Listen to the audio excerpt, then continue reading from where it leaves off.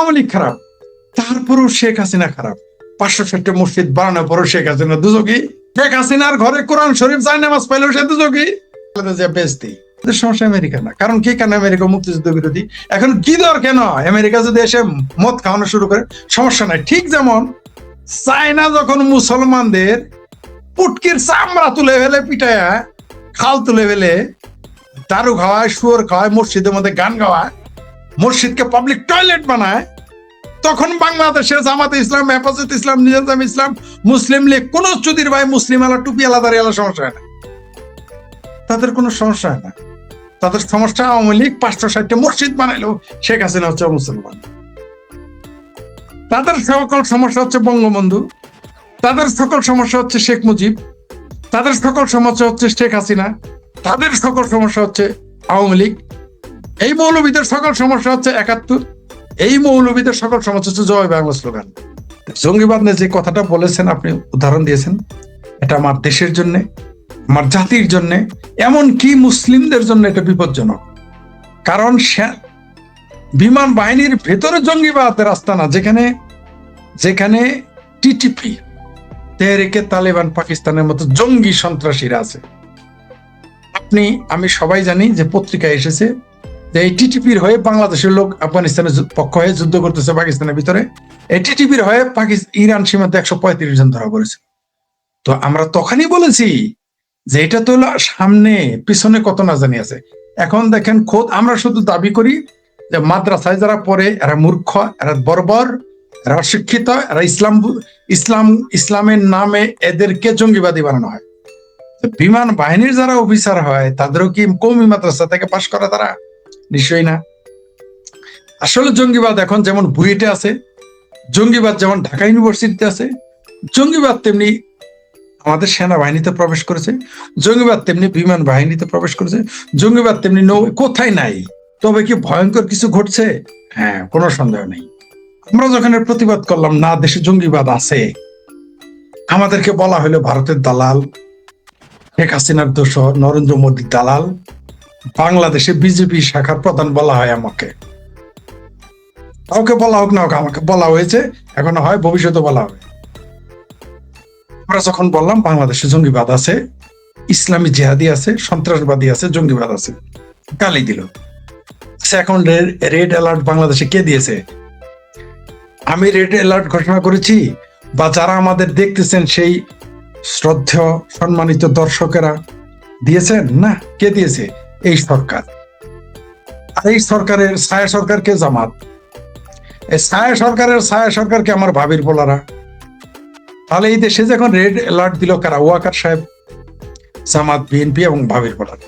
আমিও দিইনি, আপনিও দেননি, ভুইয়া সাহেব দেননি, দর্শকেরাও দেয়নি, ভারতও দেয়নি, আমেরিকাও দেয়নি। তাহলে আমরা যখন বললাম বাংলাদেশে জঙ্গিবাদ আছে, আমাকে গালি দিলেন কেন? এখন যদি আমি সেই কৈফিয়ত চাই, আমার ভাবির পোলারা, জামাতের গুপ্ত সুপ্ত, বিএনপি, এমনকি আওয়ামী লীগের লোকেরা আমাকে গালি দিয়েছে যখন বলেছিলাম এই দেশে জঙ্গিবাদ আছে। এখন জঙ্গিবাদ আছে এই কথাটা কে বলতেছে? রেড অ্যালার্ট কি আপনি আপনার শ্বশুর বাড়ির লোকজন এসেছে বলে রেড অ্যালার্ট দিয়েছেন? না আপনার শালা সম্বন্ধী এসেছে বলে রেড অ্যালার্ট দিয়েছেন? নাকি আপনার গার্লফ্রেন্ড এসেছে বলে রেড অ্যালার্ট দিয়েছেন? নিশ্চয়ই জঙ্গিদের জন্য।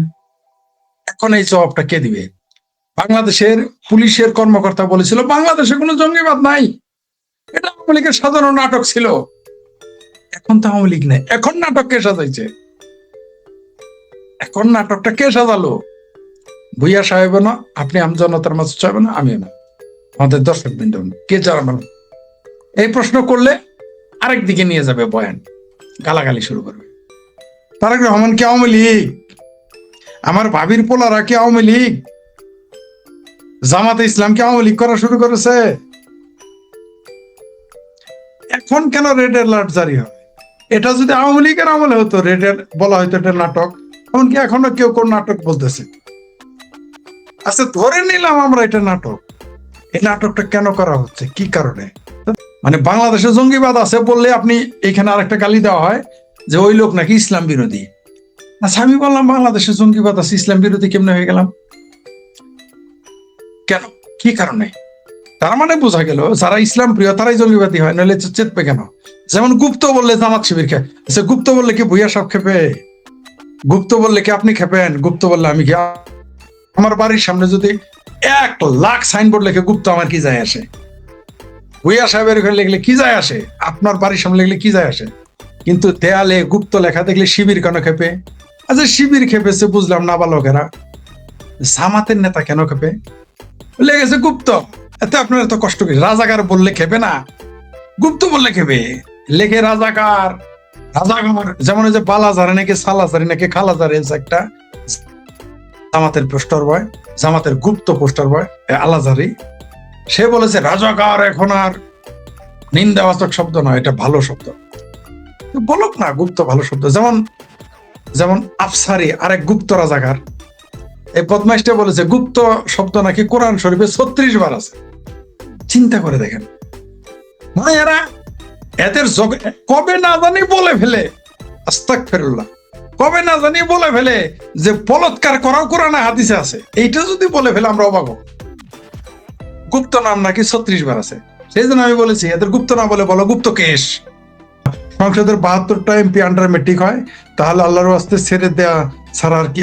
72টা এমপি আন্ডার মেট্রিক, আর অনেকগুলো আছে আন্ডার ইন্টারমিডিয়েট।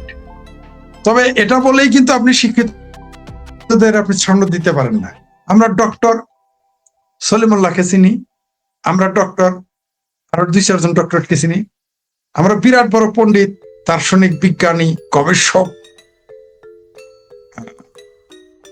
থট মাজারকে চিনি, আমরা আনু মোহাম্মদকে চিনি, আমরা ইউনুসকে চিনি। গিদর ফারুকি ছাড়া, অর্থাৎ সরোয়ার ফারুকি ছাড়া সবগুলোই উচ্চ শিক্ষিত ছিল। আমরা আসিফ সারকে চিনি, তারা শিক্ষিত। শিক্ষিত হইলেই যে তুলসী পাতা, এটা আমি আপনাদের সাথে দ্বিমত পোষণ করব। আমি জানি বাংলাদেশের বর্তমান ধর্মপন্থী মাত্র মেট্রিক পাস। আমরা জানি ইন্টারমিডিয়েটের 100-র অধিক সংসদ সদস্য আয় পাস করেছে। আমি এটা নিয়ে আপনাদের মতো কনসার্ন না। শিক্ষিত হইলেই যদি দেশ ভালো হইতো, তাহলে গিতর ফারুকি ছাড়া এই যে আদম ব্যাপারী, ইউনুসের এনজিওগ্রাম সরকার, সবগুলো উচ্চ শিক্ষিত ছিল। কোন কচুরা করেছে? বাংলাদেশে এখন গিতরের গুস্ত খাওয়াইতেছে। ইসলামী বাংলাদেশ, ইসলামী রাষ্ট্রধর্ম বাংলাদেশে এখন শুয়োরের গুস্ত আনাইতেছে। ভাগ্যিস ভারত থেকে শুয়োরের গুস্ত আসে নাই, এতক্ষণ প্রত্যেক মসজিদে খুতবা পাঠ হইতো। কিন্তু আমেরিকান শুয়োর আসতেছে, তো এখন আর মসজিদে কোনো আলোচনা নাই। আবারও সেই এমেরিটাস অধ্যাপক ডক্টর সিরাজুল ইসলাম চৌধুরীর বয়ান চলে আসতেছে। বামদের আব্বা, সিংকু বামদের আব্বা কি আব্বা, তিনি বলেছিলেন যে মৌলবাদ আর সাম্রাজ্যবাদ পরস্পরের বন্ধু। এই যে সৌদি আর মানে আমেরিকা থেকে যে গিদর শুয়োরের মাংস আসতেছে, কোন মৌলবীর বয়ান শুনেছেন? নাই। কেন নাই? কারণ সব মৌলবীদের আব্বা হচ্ছে সৌদি আরব, সৌদি আরবের আব্বা হচ্ছে আমেরিকা। তাই সব স্পিকটি নট, কেউ কথা বলবে না। মুখে এখন কুলুপ পেটে রেখেছে। কোন কুলুপ? যে কুলুপ মাদ্রাসার পোলাপান ইউজ করে ডাস্টবিনে ফেলে দিয়েছে, সেগুলো কুলুপ পেটে রেখেছে। এখন কেউ কথা বলে না। ভারত থেকে বাংলাদেশে জ্বালানি তেল আনার জন্য পাইপলাইন সৃষ্টি হইলে মসজিদের খুতবার শালা খাদেম যে 100 টাকা চাউল ছাড়া বাঁচতে পারে না, 1 মুঠ চাউল ছাড়া সেও রাজনীতিবিদ হয়ে যায়। যে ইমাম সাহেব সদকা ছাড়া, লিল্লাহ ছাড়া তার বেতন চলে না, সেও মেম্বারে বসে রাজনীতিবিদ হয়ে যায়। এখন আমেরিকা থেকে গিদরের গুস্ত আসতেছে, শুয়োরের গুস্ত আসতেছে। এখন মুখ দেওয়ার বয়ান নাই। মুখ দিয়ে তো দূরের কথা, পশ্চাৎ দেশ থেকে বদবায়ও বেরোয় না। জঙ্গিবাদ তো রাষ্ট্রই সেটাকে পৃষ্ঠপোষকতা দেয়। আপনি দেখেন ইউনুস কি করেছে। ইউনুসকে সাপোর্ট করেছে কে? মৌলবীরা। এই মৌলবীরা দোয়া করছে, সে নাকি নবীর মতো সিস্টেমে তাকে নিয়োগ দেওয়া হয়েছে। বলে নাই মৌলবী? যে মৌলবীরা এখন তাকে গালি দেয়, তাকে নবী, আল্লাহ, খুদা বানায় ফেলছিল। আজকে ইউনুস খারাপ। কারণ কেন তারা তখন তাদের পক্ষে বলেছিল ইউনুসকে? এবং এক মৌলবী বলেছে আল্লাহ নির্বাচন দিও না। কেন বলেছিল? কারণ তারা জঙ্গিবাদের সমর্থক ছিল ইউনুস সরকার। যেখানে সরকার মৌলবাদের সমর্থক, যেখানে খোদ বিএনপি জঙ্গিবাদের সমর্থক, তুষ্ট লোকে বলে আওয়ামী লীগের একটা অংশ জঙ্গিবাদের সমর্থক। সেইখানে বিমান বাহিনীতে জঙ্গিবাদ থাকবে না, এটা আপনি কেন আশা করেন? সিংকুবাম সবগুলোই নাস্তিক। ইউনুস নাস্তিক ছিল না? আসিফ নজরুল নাস্তিক ছিল না? ফরদ মাজাহার ওরফে ফরদ মাজাহার ওরফে গফুর ভাই, সেই সিংকুবাম ফরদ মাজাহারের বউ কি ফরিদা বা খরিদা রহমান নাস্তিক ছিল না? রেজওয়ার রহমান কি আধা নাস্তিক ছিল না? তারা কিভাবে গিয়ে জামাতের সাথে ঐক্যবদ্ধ হলো? কিভাবে? ডক্টর ইউনুস তো নামাজই পড়তে যেত, সে কিভাবে জামাতের পৃষ্ঠপোষক হয়ে গেল? তো এখানে বোঝা যাচ্ছে যে এদের জন্মদাতা রং যাহাই হোক, এদের জন্মদাতা অথবা এদের আতুর ঘরে এক জায়গা, একই জায়গা বা একই মায়ের গর্ভে তারা জন্ম নিয়েছে। তার জন্য তারা উপরে দেখা যাইতে পারে, যেমন সাপ ও সাপুরে। সাপ তো মানুষকে কামড় দেয়, মেরে ফেলবে, সাপুরে কি মেরে ফেলে, কিন্তু সাপ ও সাপুরের এত প্রীতি কেন? কারণ সাপকে মাছ খাওয়ায় সাপুরে, আবার সাপুরে এই সাপকে মাছ খাওয়ানোর কথা বলে মানুষের কাছে টাকা নেয়। একে অপরের সম্পূরক। তারা দেখা যায় সব পরস্পরের বিরোধী, কিন্তু তলে তলে তারা এই ব্যাপারে বারবার আমি উদাহরণ দিয়ে থাকি। এমেরিটাস অধ্যাপক ডক্টর সিরাজুল ইসলাম চৌধুরী, তিনি বামদের আব্বা, সিংকু বামদের আব্বার আব্বা। ডক্টর সিরাজুল ইসলাম চৌধুরী কি বলেছিলেন? যে মৌলবাদী সে যে কোনো দলের হোক, যে কোনো মতের হোক, যে কোনো বর্ণের হোক, যে কোনো সম্প্রদায়ের হোক, যে কোনো ধর্মের হোক, মৌলবাদ এবং সাম্রাজ্যবাদ পরস্পরের বন্ধু। তো এই কোকিসিন বলেন আর টিটিপি বলেন, এরা তো মৌলবাদের বন্ধু। এই যে আফগানিস্তান, কতদিন এদের পয়দা করেছে কে? আমেরিকা। এদের পয়দা করেছে কে? তালেবানদের পয়দা করেছে কে? পাকিস্তান। তালেবানদের পয়দা করেছে কে? সৌদি আরব। হুট করে দেখবেন এদের তিনজনের বিরুদ্ধে, তালেবান এখন আমেরিকার বিরুদ্ধে, তালেবান পাকিস্তানের বিরুদ্ধে, আর গোপনে গোপনে সৌদি আরবের বিরুদ্ধে তালেবানেরা। কিন্তু এদের পয়দাকারী কে? সৌদি আরব, পাকিস্তান, আমেরিকা। কে বলেছে? আমাদের তিনজনের কেউ বলি নাই, আমাদের দর্শকেরা বলে নাই, খোদ সৌদির প্রিন্স বলেছে যে আমরা আমেরিকার অনুরোধে পৃষ্ঠপোষকতা করেছি, মাদ্রাসা ইনভেস্ট করেছি। পৃষ্ঠপোষক এই শব্দ কোট আন কোট বলেছে, আমরা ইনভেস্ট করেছি মাদ্রাসা। দেখেন আমাদের দেশে মাদ্রাসা পোলাপান পড়াইলেই 14 গোষ্ঠী বেহেস্তে নিয়ে দেয়। মৌলবীরা বলাৎকার করতে করতে মা বাবার সহ বেহেস্তে নিয়ে দেয়। বাংলাদেশে কি এই মুহূর্তে সংসদে জঙ্গি নেই? হারাম জ্বালা নাকি হানজালা এমপি কে? জঙ্গি না? জামাতের এমপি তো প্রত্যেকটা জঙ্গি, এমনকি বিএনপির মধ্যে যারা আছে তারাও জঙ্গি। 2-4 জন জঙ্গি বিএনপির মধ্যেও আছে। আমার ভাবির পোলারা যে 6 জন, তারা জঙ্গি না? রাখারা 45, আমি 36 বছর যাবৎ সরাসরি রাজনীতিতে যুক্ত, কমপক্ষে 30 বছর সরাসরি রাজনীতিতে যুক্ত। আমি তো একটা মেম্বার হইতে পারি নাই এলাকার, একটা কাউন্সিলর হইতে পারি নাই। আমার চাচাও 2 বার ইলেকশন করে কাউন্সিলর হয়েছে, 2 বার ইলেকশন করে কাউন্সিলর হইতে হয়েছে আমার চাচা।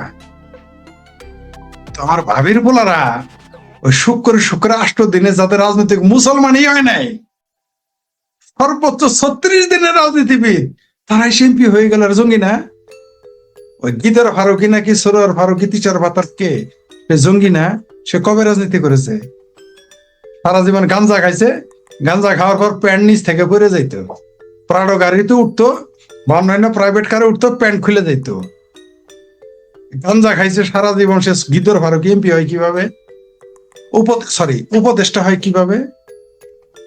রেজওয়ানা হাসান আলবদরের কন্যা, সচিবালয়ে ঘুরতে ঘুরতে জুতার তলাক হয়ে যাইতো, সে উপদেষ্টা হইলো কেমনে? সে জঙ্গিবাদের পৃষ্ঠপোষক না হলে কেমনে হয়? আপনি যেটা বলতেছেন যে জঙ্গি কোথায় আছে কোথায় নাই, আমি তো এটা বুঝতে পারি না। ভুইয়া সাহেব একটা কথা বলেছেন যে এখন বাংলাদেশের ভাবমূর্তি কোথায়, তিনি প্রশ্ন করেছেন, মানে তার আমার এইটা। আমি বলতে চাই ভাবমূর্তি কোথায় এখন? মানে তাদের সকল সমস্যা হচ্ছে ভারত। চামড়া নাই পীর আছে না? চামড়া নাই পীর নাকি চর্ম নাই বলে? এই চৌধুরী ভাই কি বলেছে? বলেছে যে বাংলাদেশের বন্দর বা সেট মার্টিন ভারত ছাড়া যাহা কেমন চায় তাহাকে দেখ, সমস্যা নেই। কেন এই সমস্যা? কারণ ভারত বাংলাদেশে মুক্তিযুদ্ধে সহযোগিতা করেছে। এই চামড়া নাই পীর, সরসিনার পীর, এনায়েতুল্লাহ আব্বাসী গাবগাছি পীর, যত পীর থাকুক আর যত লামাজাবি থাকুক, যত জামাত থাকুক, যত মৌলবী থাকুক, তাদের সকল সমস্যা ভারত কিনে কেন, আর আওয়ামী লীগ কিনে কেন? কারণ আওয়ামী লীগ বাংলাদেশের মুক্তিযুদ্ধের নেতৃত্ব দিয়েছে, আর ভারত মুক্তিযোদ্ধাদের ট্রেনিং দিয়েছে, তাই তাদের সমস্যা ভারত।